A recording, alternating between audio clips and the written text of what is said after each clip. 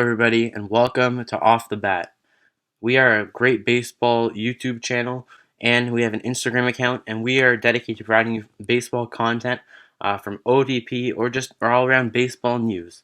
So today we're doing a Rays rebuilding challenge. Now, I actually started this in my last tutorial, which was when I made a trade tutorial. As you can see, these are the transactions I've already made. So just to catch you up in case you missed that video, but if you did, you should go check it out because it was a pretty fun video on trading. It might be useful to you if you have the game and you want to play it. But either way, here are the trades that we made so far.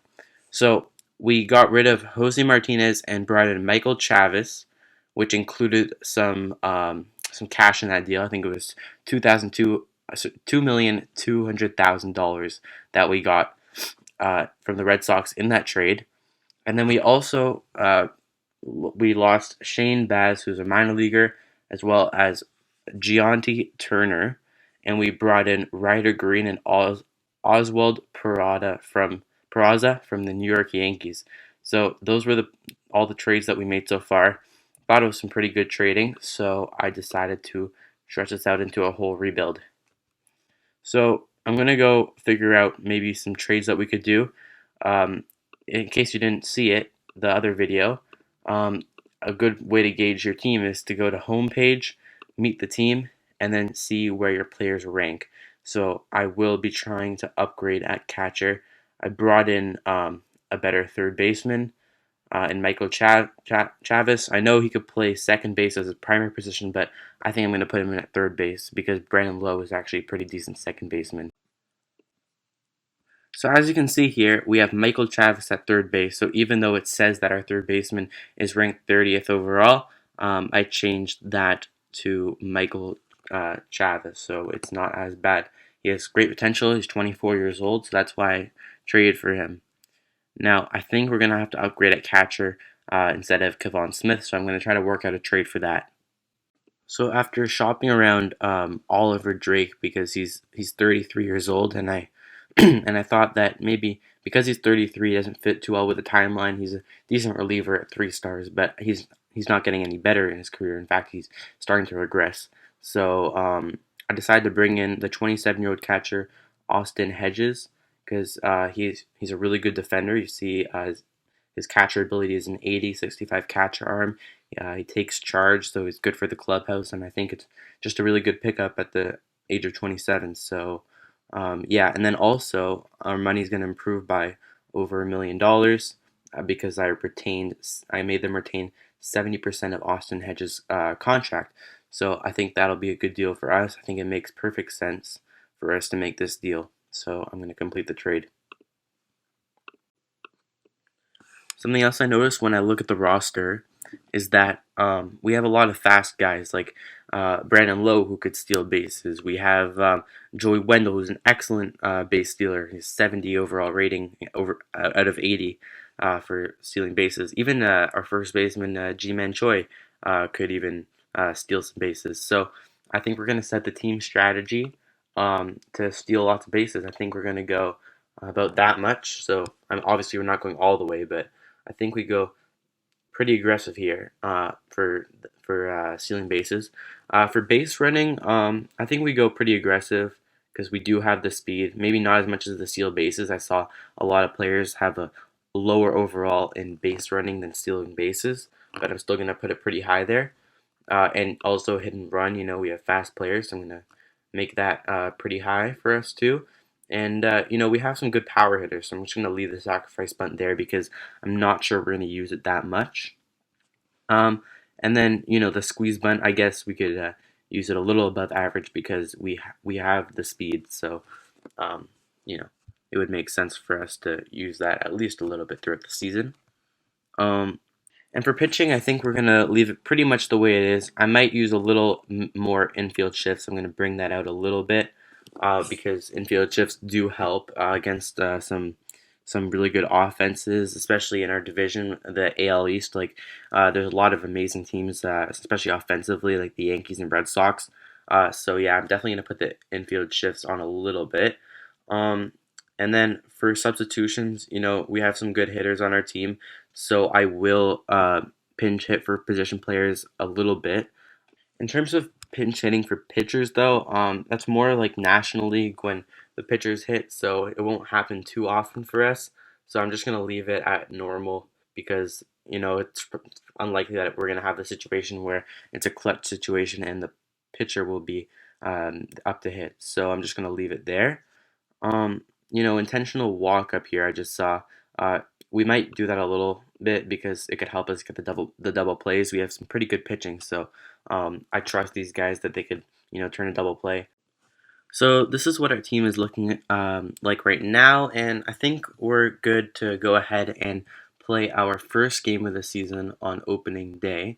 So let's see it's generating the MLB season prediction. So hopefully our team is predicted to go well. Although a lot of times it predicts a little low, and we end up doing a lot better than it predicts. So we're gonna go to MLB reports and info, and we're gonna go to preseason predictions. So, according to preseason predictions, we're actually supposed to win the division, which is very good for us. We're projected to go 97 and 65, which is perfect. That's a good record, especially for the predicted standings, because, as I said before, they often underrank the teams. You see, the best team that they're ranking, I mean, the Astros, they ranked at 100 wins, and I mean, usually the Dodgers get way over 100. They're really good, and they only project to go 97 and 65 right now. So we'll see how it plays out. But we're supposed to be one of the top teams in the league, which is perfect. I'm just gonna go to mail in news, and we got a message from the owner. It says, "Welcome to the new season. I hope the offseason has treated you well. This is a reminder that the team should at least reach the playoffs." I'm pretty confident that if we don't win the division, we're at least going to get the wild card, but I think we're going to go for the division because it is very realistic for us to win it. We're going to start by playing against the Pittsburgh Pirates. The top five players are Josh Bell, Keon Kella, Nick Birdie, Joe Musgrove, and Chris Archer. So, not the best team, but I think we definitely beat them. And yeah, so we're going to start opening day. So I'm going to go play against Pittsburgh. So here's what our lineup's looking like with Kevin Kiermaier, Michael Chavis at third base. At left field, we've got Austin Meadows. Right field, Hunter Renfroe. First base, we're going to have Nate Lowe. DH, we're going to have G-Man Choi with 55 power. He hit 261 last season, so pretty good DH for us.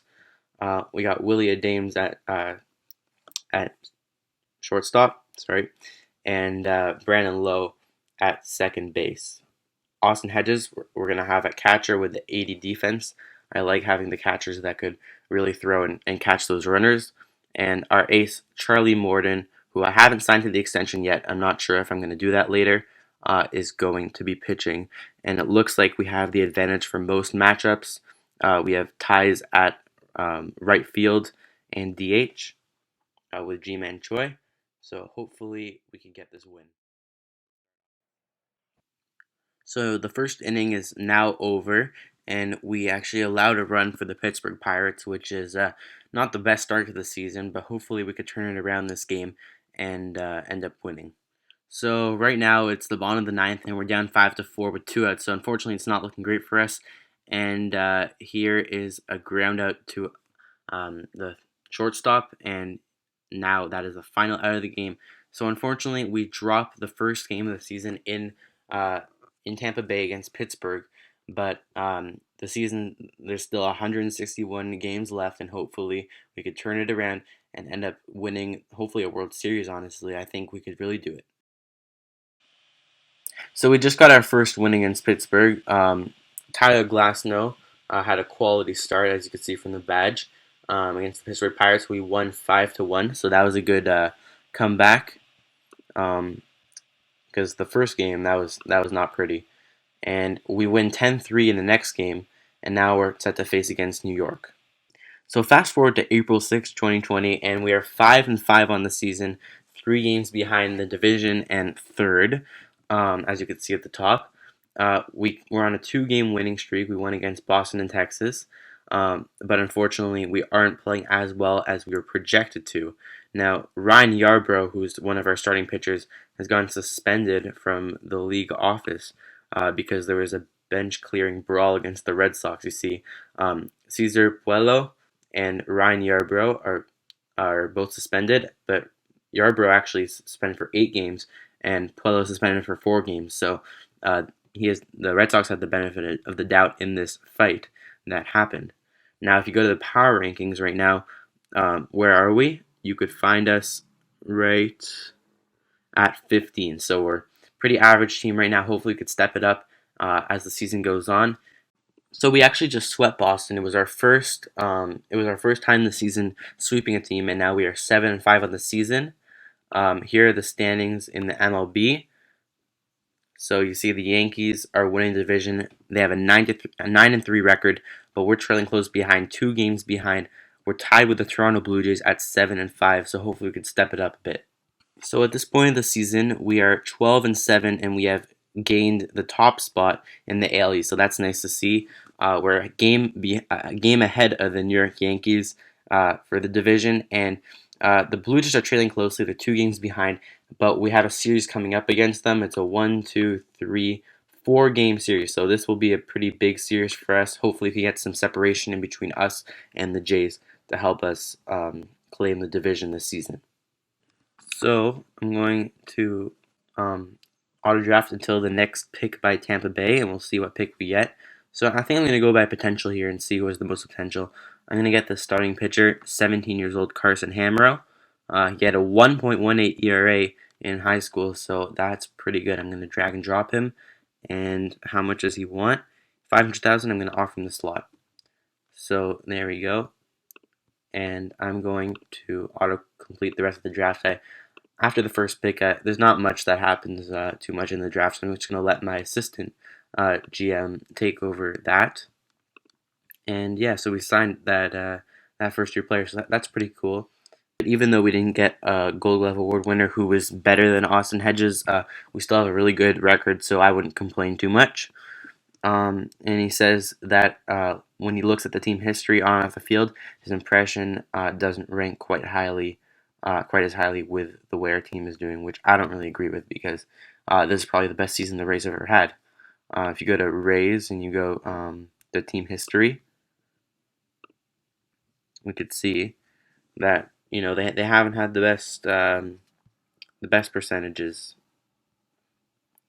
Last year they had a 5.93 percentage, so this year is a lot better than last year. In fact, I don't think they've ever had they never had a year that's as good as this year. So I think we're doing a fine job at rebuilding the Rays. So I'm not sure what that's all about. So as you can see here, Nick Anderson had a 24-game save streak come to end, which is a pretty impressive streak. I mean, that doesn't happen every day that you have a 24-game save streak. So that's really good for our team that Nick Anderson is performing well. And here's the player development updates. And as you can see, a lot of our players have improved.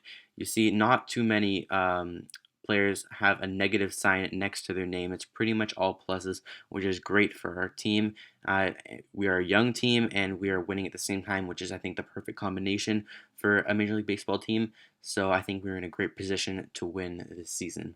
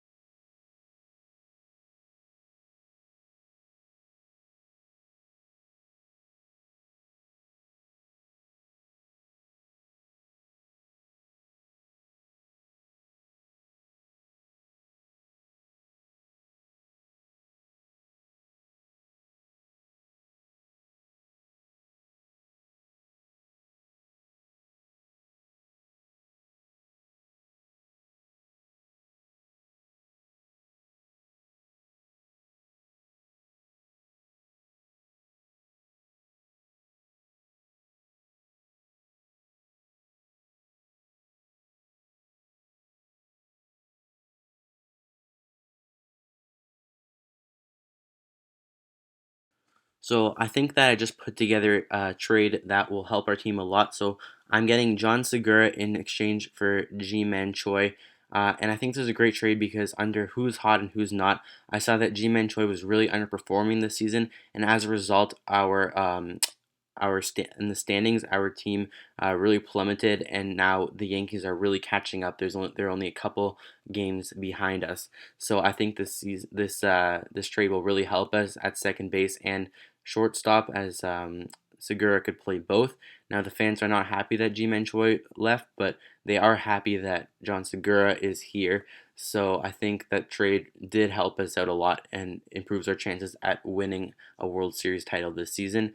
And hopefully the Yankees do not catch up this season. So right now we are 99-52 with a .656 record, so that's really good. And as you can see in the standings, we have a Z next to our name, which means that we have clinched the playoffs officially. We are 11 games ahead of the Yankees, so it seems as though we will likely finish first in the division, unless we go on like a 10-game losing streak or something, and the Yankees have an amazing have an amazing playoff push at the end. Although they are in the wild card, so we might have to worry about them a bit later.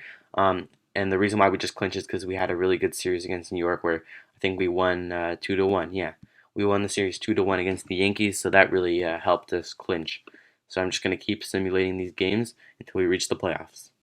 Now, as you can see, the two wildcard teams that are facing off in the AL are the Yankees and the Athletics, so we're going to have to face one of those teams. So I simulated the wild card. We're going to see who we're facing in the playoffs. But first, I made our pitching rotation a three-man rotation for the playoffs. You see we have some hot guys on the bullpen and in the starting lineup. So that's great just in time for the playoffs. I'm just going to go to mail first and see if there's anything important here. No, so we're just going to go straight into our first series. And it's going to be against the Yankees because the Yankees beat the Oakland Athletics in the wild card game.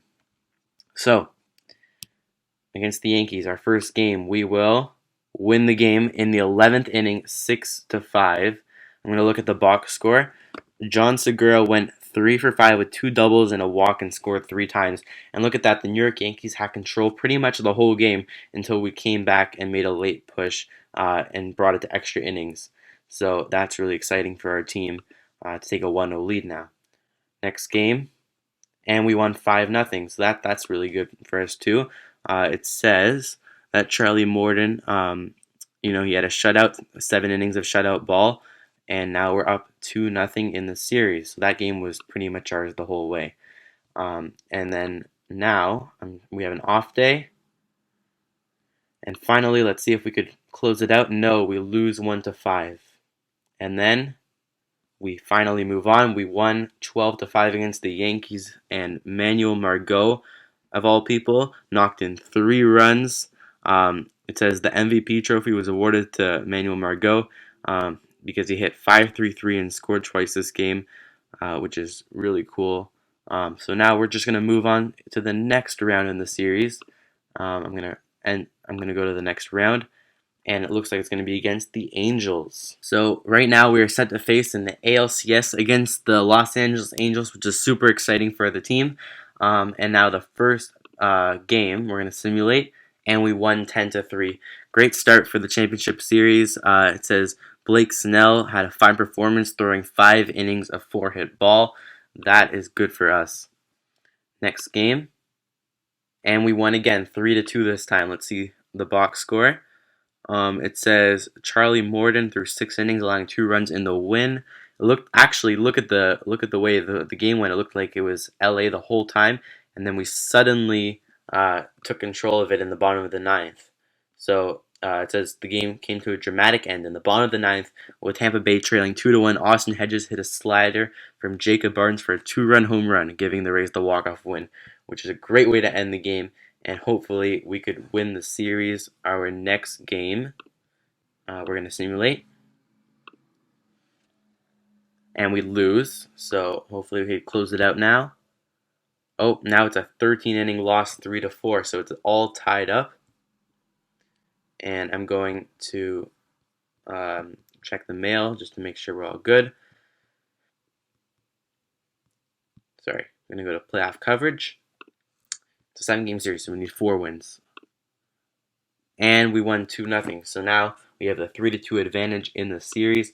Hopefully we close it out at home against Los Angeles. And we lose 5-9. So now it is the pivotal Game 7. Who will move on? And it looks like whoever moves on faces the Braves in the World Series. So I'm going to go ahead and hop into this game to see how we do. So the first inning here is underway against the Los Angeles Angels in Tampa Bay. So we have home field advantage here, and it looks to be a good one. I don't know how many of you like those old-fashioned, low-scoring good games, but boy, this is one of them. It's 0-0, bottom of the ninth, and Tsutsugo just flew out to the right fielder. So now we're going to extra innings. It is tied 0-0, no score yet, and we're already in extras. This is going to be a good one. So we're in the bottom of the 12th inning right now, and Nick Anderson already threw 19 pitches, so I'm gonna have to take him out, and I'm warming up Banda, who's a long relief pitcher, because it seems as though no one is going to score this game.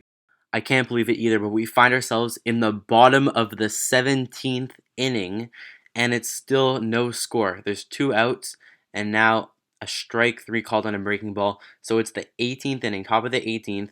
I might put Diego Castillo later, but for now I'm going to take him out and let Chaz Rowe pitch more. And it's still 0-0 in the bottom of the 18th, and it seems as though this game's just never going to end. So I'm going to warm up Diego Castillo just in case so that I can put him back in later. And we're going to see how it goes. So to start off, the bottom of the 18th, we get a nice hit there. That's a double into the right field corner. And that's a good start to the inning to bring us a runner in scoring position with no outs. Something we haven't been able to do for pretty much the whole game. Now it's 1-1. And Dylan Bundy's pitching. He's substituting in. Pretty much both teams have used like all their pitchers, so whoever advances to the next round is not going to have like any pitchers to use in the World Series. But we do pop out there in the infield, so that's not very good. And there is a ground out to third base, so that is going to bring up the MVP of the last round, Manuel Margot.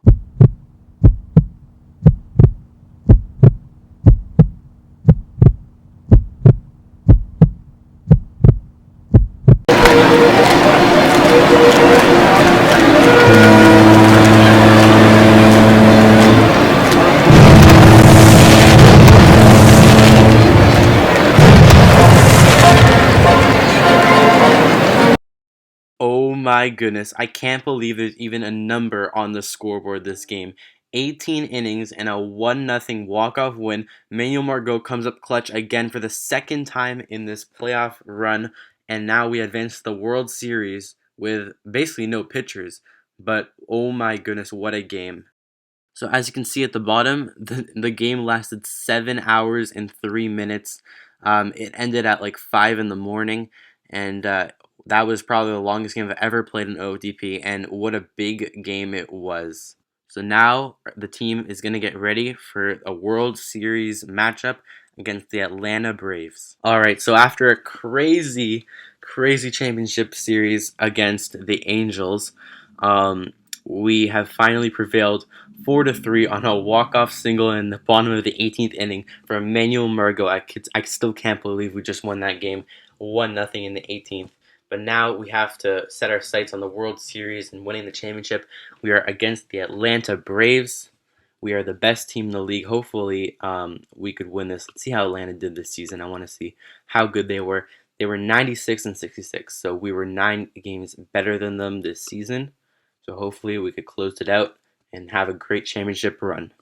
The first game, we lose 2-5, so that sucks. Next game, we lose 6-0, so hopefully we can come back and we win 13-1, so a dominant win in the third game of the series to make it 2-1. Hopefully we could tie things up here at Atlanta, and we lose, so it's 3-1. And now every game from now on is it's win or go home for us. Let's play, and we lose. So the Atlanta Braves end up winning the World Series, but the Rays came really close. We made it there. We won 1 game in the World Series, and I think that'll do it for the video. If you got here to this point, props to you, because I know this was a really long video with all the crazy things that happened this season, the 18-inning game in the playoffs, and so if you got to this point, in the comments, I want you to say Manuel Margot. And so I know you got to this point and you're the real one. So thank you so much for watching. Check out these videos on the screen if you want any more. If you want to see some more content from our channel, make sure to subscribe and like the video if you want to see more content. And as always, thank you for watching. Goodbye.